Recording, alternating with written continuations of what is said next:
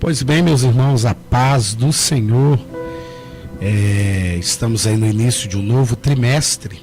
Tempos, bens e talentos, sendo mordomo fiel e prudente com as coisas que Deus nos tem dado. Antes de iniciarmos esse novo trimestre, gostaríamos de agradecer aos irmãos que fielmente têm nos acompanhado, nos assistido, dado like, compartilhado, estado conosco, e convidá-los a estar conosco em uma nova etapa, uma nova série de estudos que nós vamos tratar sobre a mordomia cristã. Hoje nós vamos estudar a primeira lição desse trimestre, o que é mordomia.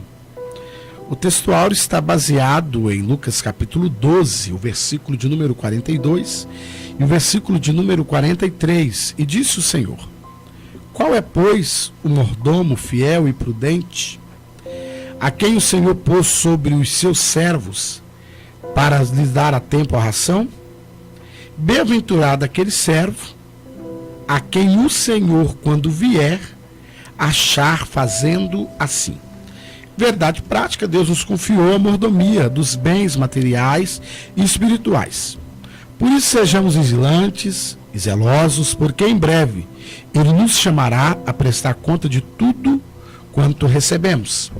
A leitura bíblica em classe, irmãos, está baseado no Evangelho de Jesus Cristo, segundo escreveu Lucas, capítulo de número 12, do versículo de número 42 ao versículo de número 48. E disse o Senhor: qual é, pois, o mordomo fiel e prudente, a quem o Senhor pôs sobre os seus servos para lhes dar a tempo a ração? Bem-aventurado aquele servo a quem o Senhor, quando vier, achar fazendo assim. Em verdade vos digo que sobre todos os seus bens o porá. Mas se aquele servo disser em seu coração: meu Senhor tarda em vir, e começar a espancar os criados e criadas, e a comer e a beber, e a embriagar-se, virá o Senhor daquele servo no dia em que não o espera, e numa hora em que ele não sabe, separá-lo-ei e lhe dará a sua parte com os infiéis. E o servo que soube a vontade do seu Senhor e não se aprontou, nem fez conforme a sua vontade, será castigado com muitos açoites. Mas o que não soube e fez as coisas dignas de açoites, com pouco açoite será castigado. E qualquer que muito for dado, muito se lhe pedirá, e ao que muito se lhe confiou, muito mais se lhe pedirá. Queridos irmãos, nós vamos dar início a esta lição tratando do conceito do que é mordomia. Então nós vamos primeiro entender qual é a função de mordomo, não mordomo no sentido aqui literal daquele que trabalha na casa, mas nós vamos procurar, e o que nós precisaremos entender é que tipo de mordomos que o Senhor Jesus espera que nós sejamos. Essa vai ser o nosso ensinamento. Você vai aprender, nós vamos juntos aprendermos qual é esse conceito. Porque quando se fala de mordomia, normalmente alguém pensa de uma vida regalada, de uma vida folgada, de um dinheiro sobrando, 2 carros na garagem, umas 10 casas alugadas.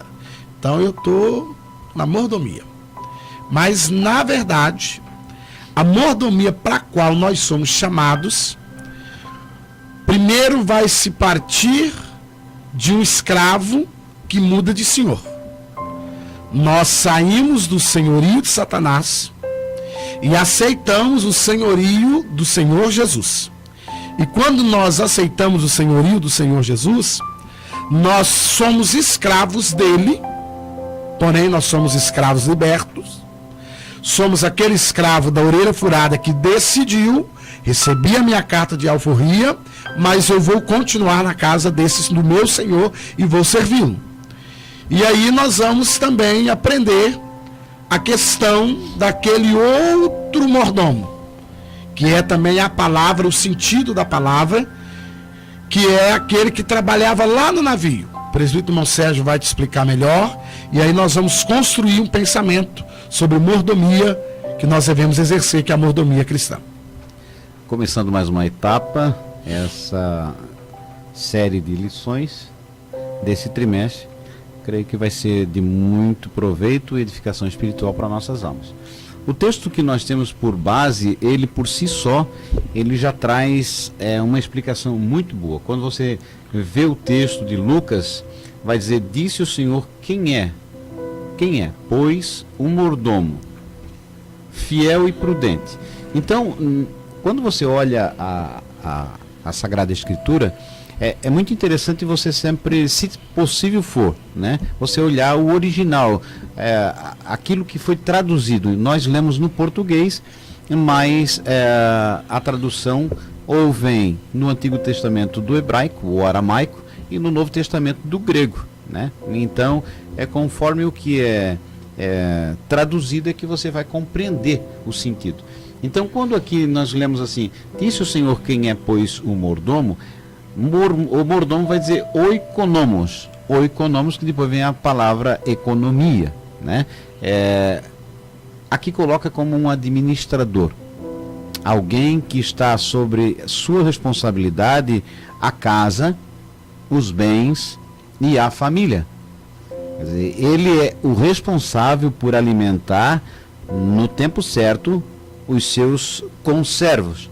Então, pela manhã, ele tem que sempre ter em mente que a despensa não pode estar vazia, que ele tem que administrar o trabalho na fazenda ou no local onde ele está. Então, ele é responsável pelo filho, como nós temos a palavra paidagogo, né, o pedagogo, que é aquele que está ao lado da criança com a varinha, levando para o caminho até os ensinamentos. Quer dizer, para não se desviar do caminho. Então, o mordomo aqui, ele é colocado que primeiro ele precisa ser fiel e prudente. E depois vai dizer lá no texto embaixo, você vai lendo, ele vai dizer que ele vai ter que prestar conta. Nós temos um exemplo bem assim fácil de entendermos, é a figura de José, né? José, quando ele vai para a casa de Potifar, que era um mordomo, Potifar tinha essa função de mordomo de Faraó, ele era o responsável. Aí o que ocorre? Deus coloca José na condição de um escravo comprado por Potifar para que cuidasse da casa. E aí ocorre aquele fato de a mulher tentar seduzi-lo, e ele diz: eu não pecarei contra Deus primeiramente, e nem contra o meu Senhor. Ele me colocou sobre todos os bens, me colocou sobre toda a sua casa, e eu não vou ser infiel. É o mordomo fiel, é aquilo que é. Ele tinha que prestar conta. E pela sua fidelidade ele acaba pagando o preço de ser colocado lá na cadeia. Só para lembrar os irmãos, para você quiser acompanhar, o texto está em Gênesis capítulo 39, essa primeira parte o presbítero Moisés aborda, do versículo 10 ao versículo 13, ele se nega. No capítulo 40, você vai perceber que ele é chamado pelo carcereiro e colocado como chefe na própria cadeia, exercendo mordomia novamente, cuidando mais uma vez daquilo que não era dele, mas mantendo o cárcere em ordem. E nessa situação, tanto na casa quanto no cárcere, ele não tem salário. Não. Ele não tem hora extra, ele não tem férias, e ele não tem direito de sentar à mesa quando ele quer. Ele vai ter a situação. Então, a figura do mordomo, você vai ver em 1 Coríntios, você que é professor, é bom para auxílio seu, ir para 1 Coríntios capítulo 4 e versículo 1. Diz assim, assim pois importa que os homens essa palavrinha nos vai denotar que quem escreve, que é o apóstolo Paulo, a igreja de Coríntios, se inclui na mensagem. Ele coloca ele dentro da mensagem, que os homens nos considerem como que? Ministros. Essa palavra ministros, no grego, é uperetes, né? Você pode pegar e analisar. Uperetes era aquele remador. Você lembra aqueles navios, aquelas galés que eles dizem que ficava o pessoal embaixo remando? Esse era o ministro. Ministro era a pessoa que sentava numa cadeirinha, lá num banquinho, só com um pano por cima, fazia as suas necessidades, comia, dormia lá. E quando parava de remar, chicote nele. Esse era o ministro, não esse ministro que nós imaginamos como com paletó, terno e gravata, né? Colocando tapete vermelho, fazendo honrarias, não. Viviam menos porque trabalhavam muito e era um esforço grande, né? Eles se alimentavam mal, viviam tudo num ambiente ruim. Insalubre, né? Porque o ambiente era insalubre. Mas eram os que faziam... A embarcação funcionar. Não eram vistos. Mas fazia a embarcação funcionar. Você está entendendo? Quer dizer, aí é o mordomo. Daí vai continuar dizendo assim: importa que os homens nos considerem como ministro de Cristo e despenseiro. Mais uma vez, dispenseiros aqui é oikonomos. É mordomo. Está como dispenseiro, mas no original deveria ser mordomo. Quer dizer, tanto dispenseiro como operetes.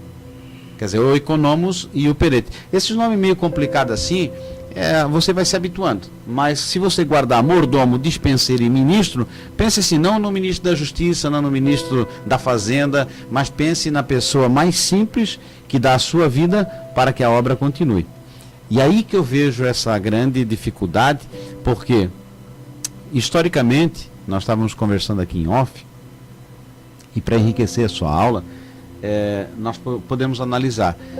Em 1517, Martinho Lutero afixa, né, as 95 teses lá no Palácio de Wittenberg, lá, e ele coloca lá tentando fazer uma reforma, né? Não sair da igreja, mas fazer uma reforma. E começa, vai crescendo, vem Armínio e vem Calvino, e começa como nós podemos dizer, aqueles que dão início a essa reforma. E chega no Brasil de forma mais evidente lá em 1910, 1911, em forma de missões, o pentecostalismo, né? Não o protestantismo da forma que Martinho Lutero colocou, mas vem para cá o protestantismo. E isso é interessante você notar, porque se você vai estudar a história, o que foi anunciado com os nossos pais da Batista, da Quadrangular, da Assembleia de Deus, as igrejas cristãs do Brasil, que iniciaram esse movimento pentecostal no Brasil, eles ensinavam que o indivíduo ele precisava cuidar da sua alma, estar preparado para o arrebatamento, para a vinda do Senhor Jesus.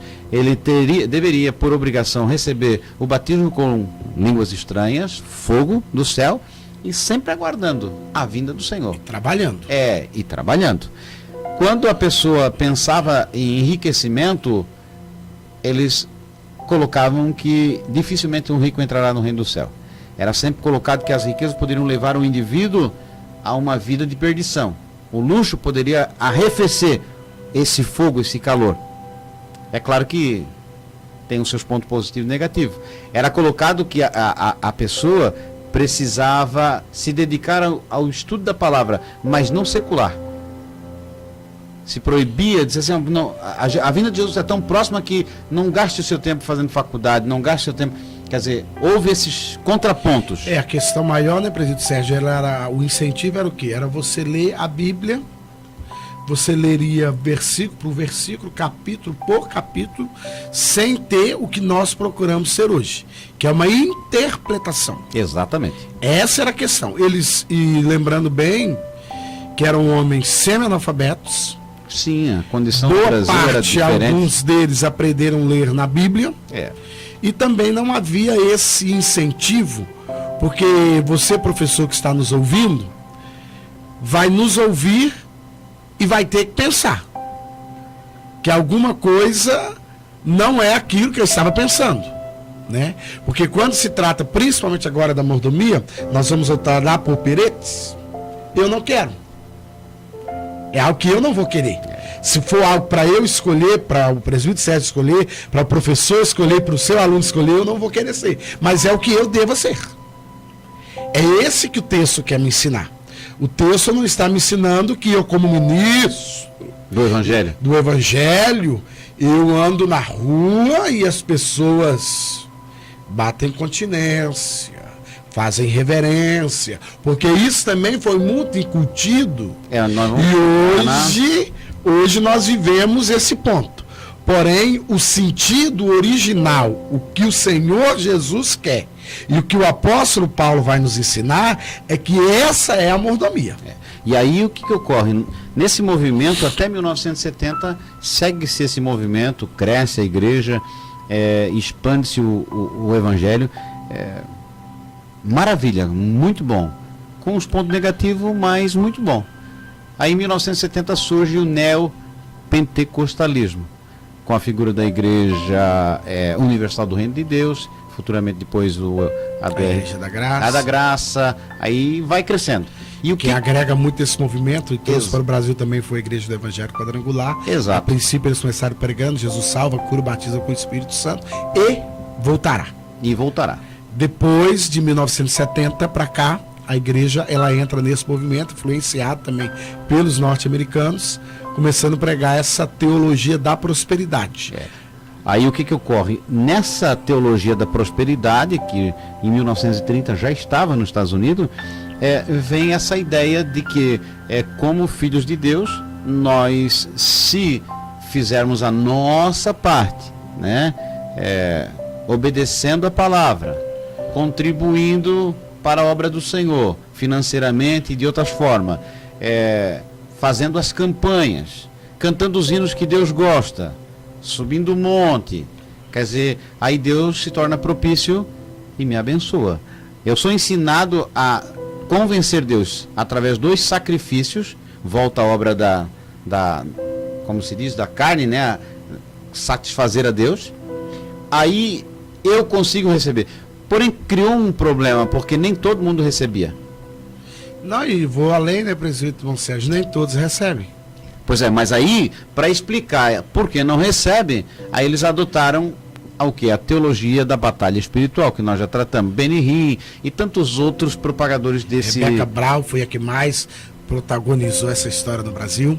Aí a batalha espiritual tentava explicar por que o indivíduo não recebe. É porque talvez os avós, os pais, né, deixaram uma maldição hereditária na vida dele, então ele tem que ir lá consertar o passado para poder resolver o presente, ou de repente ele não liberou talvez um perdão, uma coisa parecida. Os demônios estão batalhando contra ele, então nas esquinas, fazendo armadilha, e aí vem a questão de quê? De que se você cumprir o protocolo, Deus é obrigado a te abençoar. E a bênção sempre é voltada àquele ponto financeiro, né? Eles não fazem tipo uma campanha para abraçar mais pessoas, uma campanha para você visitar mais hospitais e presídios, uma campanha para você ser uma pessoa mais simpática, sorrir mais durante o dia. As campanhas sempre serão voltadas para quê? Para que você se sinta, os teus sonhos se cumpram na terra, né? Então você vai conseguir conquistar, você vai alcançar a vitória. Não, você vai ser cabeça, não você vai ser cauda, vai ser emprestar, não pedir emprestado. Tudo para o ser humano, o antropocentrismo. Quer dizer, o ser humano passa a ser o centro da coisa. Deus some como soberano. Deus não tem mais direito de dizer assim, fazer como fez com Jó. Jó, tu é muito bonzinho, tu ajuda todo mundo, tu tens uma vida exemplar, faz sacrifício pelos teus filhos, hora de madrugada, mas agora tu vai apanhar um pouco, tu vai perder tudo. Aí não combina com teologia nem da batalha espiritual, talvez batalha espiritual, né, mas a teologia da prosperidade. Aí você vai olhar um Estevão da vida, fiel, pregando o evangelho na sinceridade, e leva pedrada e morre apedrejado. Aí você vai ver um João Batista, que anuncia a verdade, mas perde a cabeça. O próprio Tiago, né, que é do começo, também é decapitado. O próprio Cristo, né? E é interessante porque esses textos são baseados, que, irmãos? Eu vou lá, leio Mateus capítulo 6. Não andeis ociosos por coisa alguma. Exato. Aí eu pego esse texto, né? E vou para aquele quando Pedro faz uma pergunta: Senhor, nós deixamos tudo. Nós deixamos tudo para te servir. Como é que vai ser agora? Ah, Pedro, fica tranquilo. 100 vezes mais? 100 vezes mais aqui na terra e por fim a vida eterna. Mas aí eu esqueço que o que é que Jesus está falando. Eu, por exemplo, costumo sair para pregar e viajo. Então na minha vida cumpre o que Jesus falou. Aonde eu chego eu tenho uma casa, mas a casa não é minha. Uhum. Mas olha, pastor, mas onde eu chego? Não, a casa não é minha. Eu chego lá, o irmão me recebe, me trata bem e esforça, e o quarto melhor sempre é para o pregador, e a melhor alimentação. Tudo isso eu até acho interessante, que a coisa é tão séria que eu visitava muito quando era pequeno numa determinada cidade, e um dia as meninas foram crescendo e diziam para mim: olha, não deixe de nos visitar. Eu falei: mas por quê? Porque quando o senhor vem tem carne, dá-se um jeito que a carne aparece. Então, quer dizer, eu aprendi que o que Jesus quis falar é isso. Onde você chegar, você vai ter um irmão, Aonde você chegar, você vai ter uma casa para pousar, você vai ter alguém para te receber, mas Jesus não falou no sentido que eu vou ter 100 casas para alugar. E aí eu pego esse texto, distorço, porque aí, querido professor, nós estamos aí para formar opinião. Esses textos são textos que são distorcidos. Aí eu pego lá Mateus 6:33, né? Buscai primeiro o reino de Deus, a sua justiça, e as demais coisas vos serão acrescentadas. A Hilux vem, e a fazenda vem, e o apartamento na beira da praia vem, e a viagem para Disney vem, e a viagem para Israel. Não vem. Pior que eu vou te dizer que não vem. Ela pode até vir se você trabalhar muito, economizar, e a sua profissão, quando você tiver um salário desse e tal. Ah, pastor, mas alguém contou um testemunho que o dinheiro apareceu lá na conta. Irmão, e se o crente for íntegro e aparecer um dinheiro na conta dele, ele tem que procurar o gerente e descobrir de onde é que veio o dinheiro. Então, para você compreender, esse é o contexto da mordomia, que é o quê? Você está com algo que não é seu. E quando não é seu, tem que tomar muito mais cuidado. Né? Então, analise, esse corpo não é teu, a esposa não é tua, os filhos não são teus, são herança do Senhor, a terra é do Senhor, quer dizer, a habilidade que Deus te dá não é sua, a saúde não é sua, nada é nosso. Porque se é nosso, o que é meu? Se eu disser que isso aqui é meu, eu posso levar ele para onde eu quero, com certeza. Agora, quando eu morro, eu levo a caneta? Não. Então não é minha. O que você levar dessa terra é seu. Então se você morrer com 3 casas, 5 carros, vai ficar para alguém. Então não era seu. Então por isso você já imagina que nem o corpo não é seu, você não leva nem o corpo. Analisando a mordomia, você tem que analisar uma vida curta, estreita, quer dizer, que é passível de ser mensurada. Você tem um início e você tem um fim. Quando você vai no cemitério, numa lápide, está lá, nascido na data X, um traço, na data Y morreu. Resume-se a vida num traço. E passa o esquecimento e você foi. Então, mordomia é colocar na nossa mente, Cristo quer dizer assim, você está aqui para um propósito. Você está aqui para um propósito. Descubra o propósito se chegando próximo a mim. E aí nós vamos para aquela mensagem de Filipenses que diz que haja em vós o mesmo sentimento que houve em Cristo Jesus. Que mesmo sendo Deus, não se fazendo Deus, mas sendo Deus, se esvaziou, se humilhou, tomou a forma de servo, quer dizer, e habitou entre nós. Agora, eu nasço servo, me engrandeço, me torno um Deus e me inflo. Faço o contrário daquilo que Deus fez. E aí ele vai ensinar, através de uma mensagem dessa que é tremenda, sentimento. O que te move a dar alguma coisa para alguém? O que te move a ir à casa de Deus? O que te move a administrar aquilo que é? Espera a recompensa? Não é o mesmo sentimento de Cristo Jesus. Então, morreu.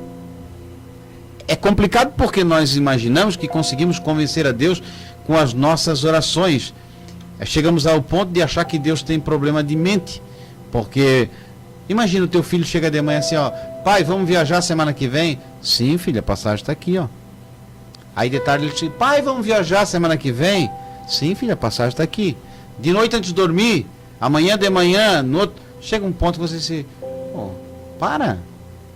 Ui. Já te falei. Aí o camarada vai de manhã, vai à tarde, vai ao meio-dia, vai à noite, sempre a mesma coisa. Deus, faz isso para mim. Pai, faz isso para mim. Pai, nós estamos mais tratando das nossas carências e não do nosso relacionamento com Deus. A nossa questão com Deus é relacionamento. Por isso a mordomia. Ele estava numa posição em que Deus o privilegia entre os demais, dizendo assim, vou te dar aqui 10 talentos, vou te dar 30 talentos, cuida bem, não é teu. Então acho que dá para entender a parte da mordomia e nós podemos partir para o segundo ponto. Isso aí. Aí, irmãos, nós então estamos encerrando aí conceitos de mordomia. Estamos partindo aí para o segundo tópico, a mordomia espiritual do cristão. E aí nós temos o ponto que vai falar sobre o amor. É isso? A mordomia do amor cristão. Então o autor, né, que nessa lição é o Elinaldo Renovato de Lima, ele vai tratar pontuando, e você tem que cuidar para não entrar em outras lições, né? Porque senão você acaba tratando de assuntos posteriores nessa situação. Ele vai falar sobre a necessidade do maior mandamento, que é o mandamento de amar a Deus sobre todas as coisas e ao próximo como a si mesmo. E claro que nós não teremos tempo de tratar para esmiuçar, porque o tempo se torna pequeno e o assunto é muito abrangente. Profundo, irmãos. Essa lição assim você vai ter a oportunidade de sentir a glória de Deus, de você aprender, crescer espiritualmente, porque o tema é muito bom, é muito pontual e necessário. Então, a questão do amor, né? Se nós somos filhos de Deus, e aí nós temos aquela passagem ou entendimento que Deus é amor. Então, se você imaginar que um pé de laranja produz laranja, um pé de limão produz limão, um pé de abóbora, e assim por diante, um filho de cachorro é cachorrinho, um filho de vaca é vaquinha. Então, um filho de Deus não é um deusinho, né? Mas é filho de Deus e tem que ter características. Exatamente, ele tem que produzir. Você pode olhar o seu próprio filho. Eu tenho 2 filhos, eu tenho uma menina de 16 e um de 13. Mas são bem branquinhos porque puxaram a mãe, né? Mas sem as características se olha. Minha filha, se você olhar a mão, você vai ver que é igual à minha mão. O nariz, ela teve a falta de sorte de ficar branca, loira e dos olhos verdes, mas ficou com o nariz do pai. Então, o que acontece? O que nós vamos precisar entender nessa questão da mordomia espiritual do cristão, a mordomia do amor, é que eu preciso ser parecido com o meu pai. E o meu pai, que eu digo que é meu pai, que é Deus, ele faz algo importantíssimo. Ele dá o de melhor que ele tem, que é o seu filho unigênito. Não é o seu filho único, porque não se confunda isso. Unigênito, porque aquele igual aquele não vai ter mais. Essa era a questão. Ele dá o seu filho unigênito, não para vir passar um vidão, que eu só liberaria o meu para passar a vida boa, mas para nascer numa situação complicada, num período de guerra, num período de recenseamento, e quando é descoberto, num período que começa a matar crianças, e esse filho de Deus tem que sair fugido para o Egito. Mas engraçado assim, porque, né? Se é filho de Deus, ele não precisava fugir. E José teve que fugir, ele teve que pedir ajuda, ele teve que sair com Maria e ficar lá até que o recenseamento terminou, até que a coisa acalmou. Mas foi uma maternidade muito boa que ele... Não, irmãos, o negócio foi na manjedoura. Mas ele era filho de Deus? Filho de Deus, é isso. Irmãos, isso, os irmãos já estão mais acostumados comigo, o irmão Sérgio, é isso que nós vamos trabalhar. É porque se eu pensar assim, eu sou filho de Deus, mas no sentido, né, menor. Agora, o próprio Deus, né? O próprio Deus, é o próprio Deus. Tem que sair para o Egito, fugido. Tem que nascer numa situação complicada. Imagina uma mulher para ganhar neném no lombo devia ser uma carruagem, né? Um filho de Deus. É o filho de Deus. Alguém tocando trombeta na frente, eis aí vem o filho de Deus, quer dizer, o melhor hotel, quer dizer, a melhor suíte, o melhor tratamento. E você imagina que nós somos ensinados, às vezes, que não temos que exigir, né, o melhor da terra, porque ele é o dono do ouro da prata. Mas ele deu o exemplo, ele veio para cá, ele mostrou, eu sou o Cristo, porque eu morro por vocês. Então vocês farão obras maiores que a minha. Mas aí nós só queremos os milagres. Pois é, nós queremos achar uns 10 peixes com moeda. O que nós queremos é essa boa, né? Uma redada de 100 peixes com as moedas de ouro. Cada peixinho com a moedinha, maravilha, um dobrão daquele português. Então, nessa situação é que você analisa da mordomia, ensinando aqui que o amor, quer dizer, Deus é amor. E a figura que nós podemos dizer assim, a encarnação do amor é o Cristo, o Verbo que veio e habitou entre nós, tabernaculou conosco. E o que acontece? Qual é o exemplo dele? Aonde ele se encontra na vida diária? Andando de charrete, ele vestindo a melhor roupa. Até a roupa era comum, porque quando Judas foi, teve que ir para descobrir quem era entre os demais, né? Porque era muito semelhante aos demais. Porque o mestre naquela época ele andava vestido diferenciado, mas Jesus andava igual. Ah, mas Jesus não. Não, irmãos, e é essa questão que nós vamos ter que trabalhar, porque nós somos mordomos, nós somos operete, nós levamos a embarcação. É só uma roupinha e temos que entender que se parar ainda tem um chicote, viveremos pouco sem privilégios e sem salário. Então não. Mas acho que é meio loucura servir a Jesus. Mas é por isso que Paulo fala que é loucura. Ele já vai explicar que é loucura. Eu pensei que nós ia ensinar que a pessoa fazendo 3 orações por dia, jejuando uma vez na semana. Porque é o seguinte, moço, aí você vai olhar para Daniel.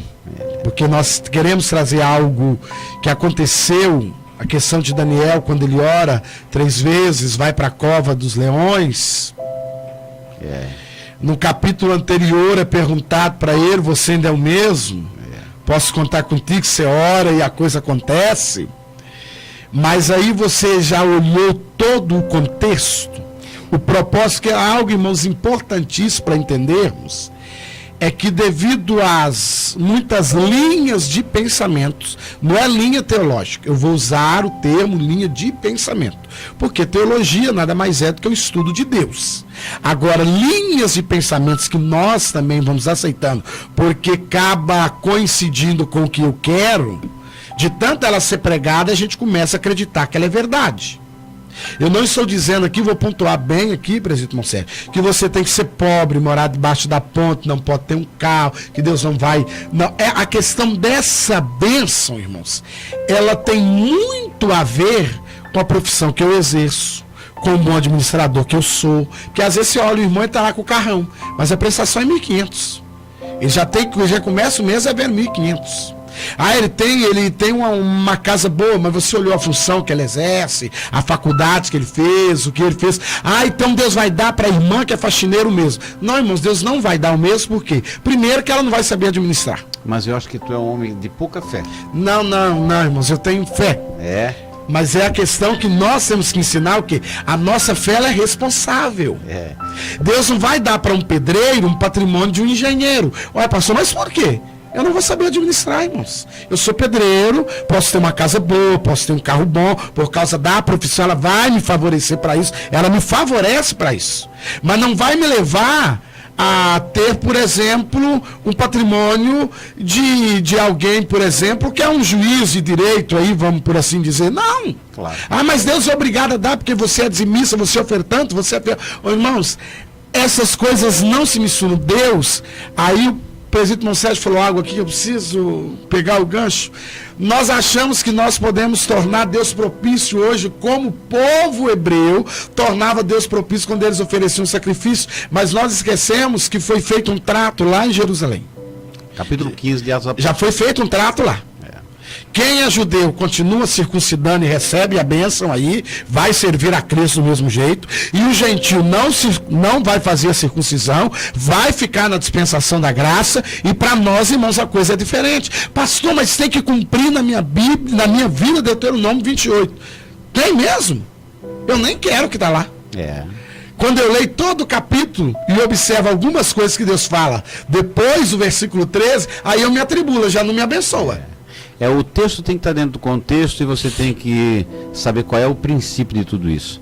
O princípio é que nós devemos, como disse aqui, amar a Deus sobre todas as coisas. E isso é de uma profundidade que, olha, nós precisamos analisar muito, porque de todo o coração, quer dizer, Jesus ele dá esse exemplo porque não tem vida financeira, né? Ele se dedica integralmente a uma vida de doação.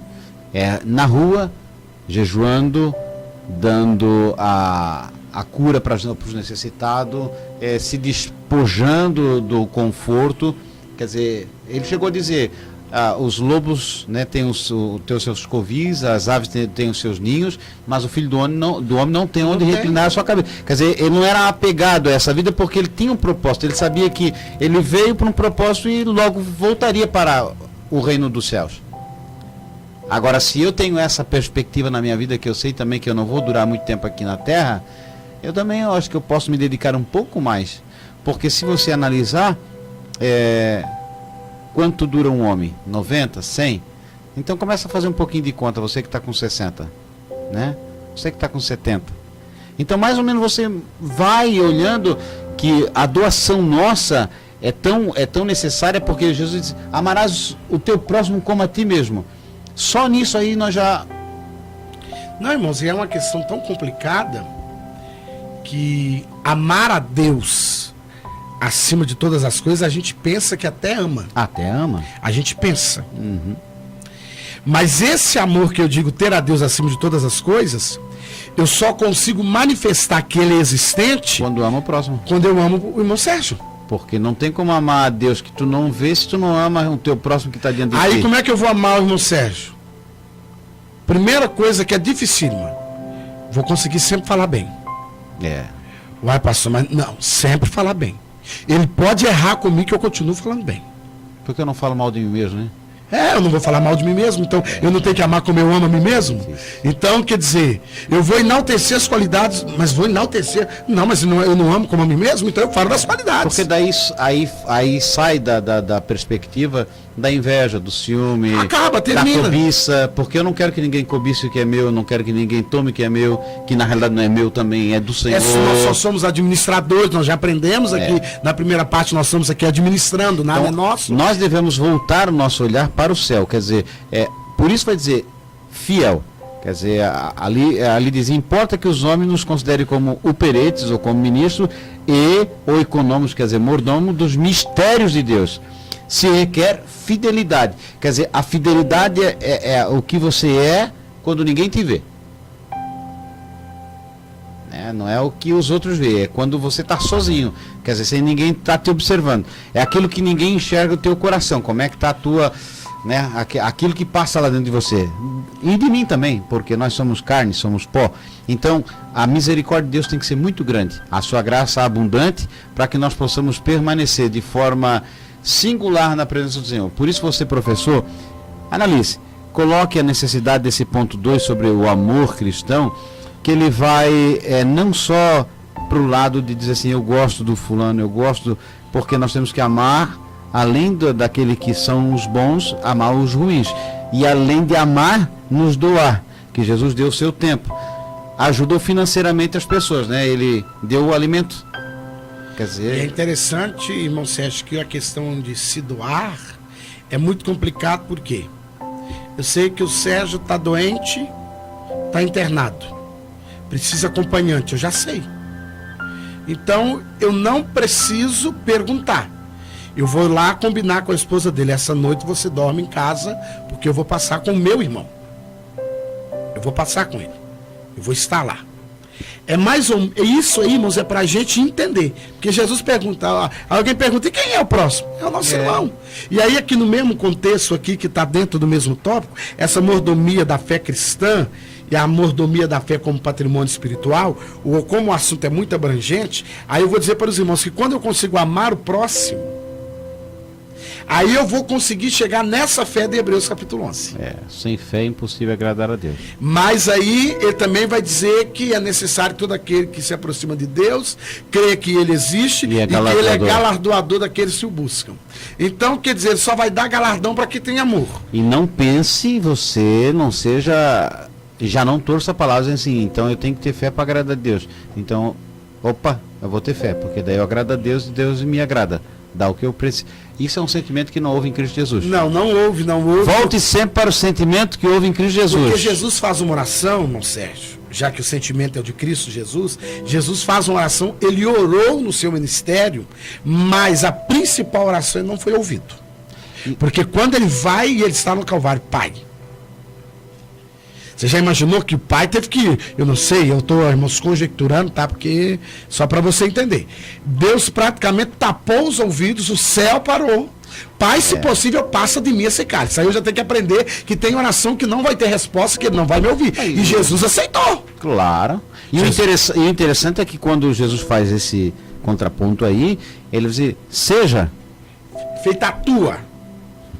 Se der, tudo bem. E nós dizemos assim, seja feita a minha vontade no céu, como eu desejo aqui na terra. E outra coisa, hoje está virando até assim, como a gente foi criado num outro sistema, alguém fala, olha, e se Deus não fizer, eu como a Bíblia. Come nada, irmão.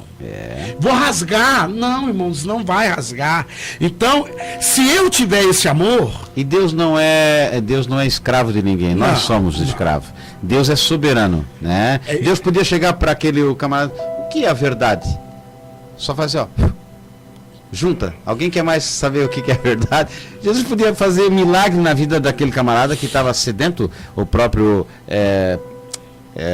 como é que é o Potifar? Não, agora esqueci o nome do... Zaqueu? Não, o que estava julgando ele. Ah, o Caifás lá, o... Não, é o outro. Mas nós já vamos lembrar o nome. Aí ele podia dizer assim, ó, agora tu vai rolar, agora tu vai ficar leproso. Não, agora eu vou te limpar. Agora tu vai ficar paralítico, agora tu vai ficar ação, agora tu vai ficar surdo. Podia fazer ganhava ele para o reino dele, né? Ó, esse homem faz milagre. Ganhava uma estrutura toda pronta já, né? Com ministros e tudo. Pilatos agora assim, ó, tu vai babar. Agora tu vai parar de babar. Fazia todos os milagres. Aí Pilatos se convertia, ele não morria, criava uma mega estrutura de uma igreja. Quer dizer, Deus não precisa disso. Ele veio para um propósito, quer dizer, a vontade de Deus estava cumprindo na vida dele. Ele só se torna o nosso Salvador porque ele morre. Talvez na nossa época nós ia fazer um piquete, uma passeata cristã. Não mata Jesus porque ele é muito bonzinho. Cura, batiza, salva. Deixa ele vai reinar sobre nós. Gostando de ver, irmão, que o Moisés está com uma fé maravilhosa hoje. Me botou para baixo a minha fé. Mas aí o que acontece, irmãos? Aí nós vamos aprender que Deus é soberano. É soberano. E eu vou dizer algo para os irmãos que eu acho fantástico na palavra de Deus, no Salmo 19, né? Deus não tem necessidade de provar que ele é Deus. Só diz o seguinte, os céus. E se Deus quisesse converter todo mundo... Era fácil. Deus não dá serviço para nós. Ele dá um trabalho para que nós venhamos a ser aquilo que é necessário para o próximo. Quer dizer, se ele botar uma dificuldade no nosso caminho, é para mostrar que nós temos condições de ajudar ou melhorar aquela pessoa. Quer dizer, se Deus coloca alguém ruim no teu lado, é para que você possa... Pela fé, vai discipulando ele. Pela fé tu vai descobrir aquilo que os teus olhos não viram ainda. A fé é o firme fundamento das coisas que não se vê. Quer dizer, mas não é o carro que tu não viu ainda, nem a casa que tu... Não é esse lado. É você apanhar do lado de cá, do rosto, e descobrir que tem fé para apanhar do outro e não ficar com raiva. Isso é fé. Aí é fé. Irmãos, essa aí tá faltando. Aí nós vamos descobrir aqui, irmãos, que é interessante. Nós não temos tempo, nós vamos até passar do limite do tempo que nós tínhamos proposto, que nós já estamos no terceiro ponto, que é o cristão e as finanças. Isso, agora nós estamos aqui, né, irmãos, terceiro tópico, a mordomia dos bens espirituais, cristão e as finanças. Né? E aí, irmãos, algo muito importante, o presidente Monsenhor já pontuou aqui, né? Tudo que nós temos não é nosso. Não. Né? Só é nosso aquilo que nós podemos levar. Eu compro um carro, levo por quê? Porque eu paguei. Só que, é claro, nessa perspectiva material. Só que no dia da minha partida... vai ficar para a esposa. Então não era meu. Então... é só como se diz... Não estou profetizando que ela vai ficar viúva. Pode ser também. É bom que fique viúva nova, porque pode até casar de novo, né? Oh, Jesus, não. Eu quero que a minha fique aos 80. A mordomia, só para descontrair, irmãos. Então, o cristão e as finanças. Entenda bem que nós não estamos falando que foi pregado pelos nossos primórdios. Não. Que a finança, ou que o crente que está bem financeiramente, ele não herdará o céu e está em pecado. Não é essa a questão. A questão que nós vamos abordar é a seguinte: Deus te abençoou, administre. Claro. Mas abençoe. Não é para você também pegar, esvaziar a conta e dar tudo, mas você pode abençoar, você pode ajudar. Irmãos, eu acho que eu entendo, irmão Sérgio, que uma das melhores coisas para nós, uma das maiores alegrias é quando você pode ser útil, você pode ser bênção. Claro. E essa mordomia, para a gente abordar, essa mordomia dos bens materiais, nós vamos abordar aqui, nós vamos aproveitar os 3 tópicos no só, que aí fica mais bonito. É o seguinte: abençoe. Mas quando você abençoa, não é na perspectiva de que eu te dou 100, né? E Deus me dá 1000. Mas podia ser, né? Podia, mas não vai ser. Já vou te explicar que não vai, não. Mas vai ser tão bom, irmãos, que vai socorrer aquela pessoa. Melhor coisa. Vai tirar ele do aperto, ele vai dormir aliviado. Irmãos, isso já não tem preço. Não. E analisando, o senhor veio lá de Minas, né? Isso. Então, se você pegar o norte de Minas, acho que é a parte mais necessária. Que é o norte de Minas e o Vale de Jequitinhonha. Aí você pega uma região como essa, talvez você esteja nos ouvindo, seja de lá, ou você pega um Nordeste, né? Ou você pega fora do país, regiões que são de extrema pobreza. Quer dizer, como é que eu vou anunciar um evangelho, por exemplo, que é baseado só em prosperidade ou riqueza? Não, sem contar que nós temos aqui uma leva de irmãos africanos que estão nos acompanhando. Então, o que ocorre? A verdadeira riqueza é ter Cristo no nosso coração e estarmos contentes. Não é que nós estamos com tudo, mas o contentamento não diz respeito a uma coisa futura, porque Deus não nos deu uma salvação para o futuro. É uma coisa que nós aprendemos errado. Salvação é para o momento. E também salvação não é para Deus nos livrar do mal. Que às vezes nós temos assim, eu estou com o meu Salvador, então eu não vou passar pela dificuldade, porque Deus vai me guardar. Quer dizer, eu não vou ter um câncer. Hoje nós sepultamos um pastor amigo nosso com câncer. Foi rápido, mas ele partiu para o Senhor. Nós sempre falamos que estar com o Senhor é melhor. Então... só que nós só falamos. Na hora de morrer... Na hora de morrer, nós não queremos. E quando é um ente querido nosso, ele está lá com quase 100 anos, não está falando, não está vendo, eu estou, Jesus tem misericórdia, Jesus não leva. Não, irmão, ele vai para o céu, despede e deixa ele em paz. E aqui a riqueza, se você tem o privilégio de alcançar, né... como nós moramos no sul, região mais fácil, tem mais oportunidade de emprego. Se você for ao interior de São Paulo, colheita de laranja, colheita de cana, imagina, aquela pessoa ela passa numa situação que só tem aquela oportunidade. Ela não tem nem dinheiro para sair de lá para ir para o centro. Quer dizer, ela está praticamente sujeita só a uma situação. Mas é o que Deus proporcionou até o momento que Deus queira. Pode ser que ele vai ficar sempre naquela condição, mas ele pode ser um servo fiel, contente, cheio do Espírito Santo, usado por Deus naquela condição. Porque, irmãos, e esse aí é o mistério da salvação. A menina que era escrava lá, né? Eu lembrei, eu até cheguei a anotar para falar sobre ela, capítulo 2 Reis, capítulo 5, ela foi levada, e quando ela chegou, viu Naamã leproso, ela podia falar que morra. Exato. Eu estou aqui escrava, eu quero lá que esse homem seja abençoado, mas ela chega prudentemente. É que tu dá aquilo que tu tem. Irmãos, isso é maravilhoso. Então, aí essa menina mostra que ela tinha o amor ao próximo. Minha senhora, quem me dera que o meu senhor Naamã tivesse lá em Samaria, lá com o profeta. Se ele tivesse lá, ele seria curado. Isso é entender a necessidade do próximo, em detrimento que muitas vezes você está sendo tratado na escravidão, né? Mas ao meu patrão, olha só, então eu estou trabalhando, mas eu vou no banheiro 5 vezes, eu fico no celular 10 vezes, quer dizer, do tempo que eu vendi para o meu patrão, eu consumo 2 horas só fazendo que trabalho. É complicado. Mordomia quer dizer fidelidade. É uma responsabilidade. Lembrando, irmãos, voltando aqui no que nós vemos exemplo como José, porque hoje eu quero pregar dessa vingança aí, né? O Deus que vai te vingar. Quem te viu passar na prova não te ajudou. Esse aí é o professor, né? Quando vê você na bênção, vai se arrepender. Vamos lembrar de José? Ele vai dizer, irmãos, a Bíblia vai dizer no capítulo 45 do Gênesis, quando ele se dá a conhecer para os seus irmãos, que os seus irmãos ficam pasmos, eu creio que eles pensavam, vai matar Rubem, pessoal, agora nós vamos morrer. Nós vamos morrer. Olha, irmãos, olha o que é a mordomia, o que é administrar o que Deus deu. E entender o propósito, né? É isso aí, irmão, nós temos que entender a questão do propósito. O que é que José fala? Para o nosso bem. Deus me colocou aqui. Jesus, ele vai ensinar assim, bem-aventurados sois vós, quando os perseguirem e insultarem e mentindo disserem todo mal contra vós. Aí indignamente, né? E ele diz assim: exultai-vos e alegrai-vos, porque grande é o vosso galardão. Agora, quando você sofre porque você fez o mal, aí não tem recompensa. Porque às vezes tem pessoas sofrendo também porque praticaram iniquidade, né? Porque botaram a mão onde não devia. Quer dizer, tocar em coisas que não era lícito. Aqui a finança é um ponto É difícil porque às vezes tem pessoas que não podem lidar com dinheiro, tem uma grande fraqueza. O apóstolo Judas, né? Ele tinha uma dificuldade com dinheiro. O apóstolo João vai falar, Judas, ele meteu a mão na bolsa. Mas Salomão já vai falar sobre isso. Salomão vai falar que na verdade, que aquele que muito quer o dinheiro, ele não vai se fartar dele. Não, ele corre atrás do vento, né?